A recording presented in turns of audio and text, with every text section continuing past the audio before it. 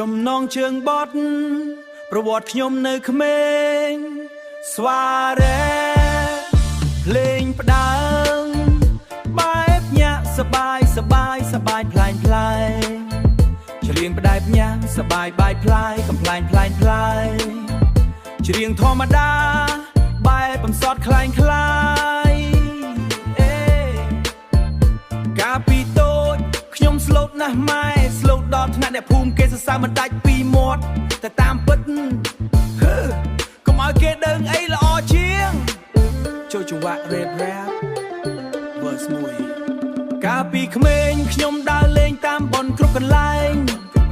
ឲ្យឮថាបនខ្ញុំដើរចង់ហោះគ្រប់កន្លែងគៀនកោះអើមិនដែលបោកខំមិនដែលបោកដើរលេងពេញភូមិមុខខ្មៅដូចជូងព្រោះតែហក់លោតមិនដែលស្ងៀមដូចពេលឥឡូវ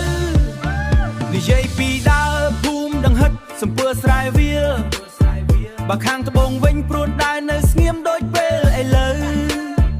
និយាយពីដើរភូមិដង្ហិតសំពើស្រែវាលបើខាងត្បូងវិញស្រែចង់ក៏មិនសូវក្រាំងដើរកបីព្រៃទៀតណាម៉ែហៅមកបាយឆ្លើយថាអត់ឃ្លានតែពោះស្រែកគោ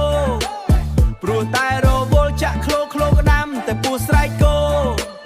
ព្រោះតែរវល់ចាក់ឃ្លោក្ដាំចាក់ឃ្លឺឆ្លោក្ដាំនឹងគប់អាប៉ោងដល់ភ្លឺច្បាស់ចែ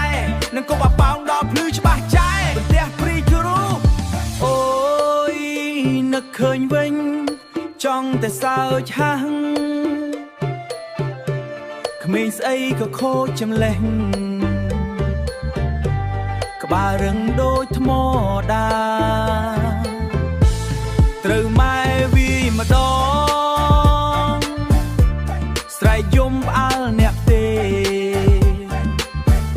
តែដល់ពេលបាត់ឈឺដើរខូចទៀតភ្លាមច្បាស់ណាស់បន្តកូរ៉ូសប្រវត្តិខ្ញុំនៅក្មេងកុំឲ្យតែនិយាយដើរចេះមិនដែលខ្មាស់គេរឿងរៀនសូត្រវិញខ្ញុំយកទៅធ្វើជាយួននាំបបបង្ហោះលេងពូកែខាងគូរូបលោកគ្រូសើថៃនឹងជាអ្នកសិល្បៈតែតាមពិតខ្ញុំគូរូបស្វាដាក់លើកៅអីគ្រួយគាត់អង្គុយផ្កាភីងសម័យមុនមិនទាន់មានគេ Mobile Legend មានតែដេញចាប់បង្កើតនៅបាញ់ចាត់តាមវាស្រែមុខមាត់ស្អាតបាតតែតាជាខ្មៅដោយសារដីនេះហើយគឺខ្ញុំប្រវត្តិសាស្ត្រពូកែខាងរត់ចោលស្ដាច់គេឃើញថយទៅវិញហេនឹកឃើញការនឹងមែនទៅក៏សប្បាយមួយយ៉ាងដែរទោះបីត្រូវម៉ែវារាល់ថ្ងៃក៏នៅតែមានក្តីសុខចុះអ្នកទាំងអស់គ្នាវិញការនៅក្មេងខូចដូចខ្ញុំអត់អែន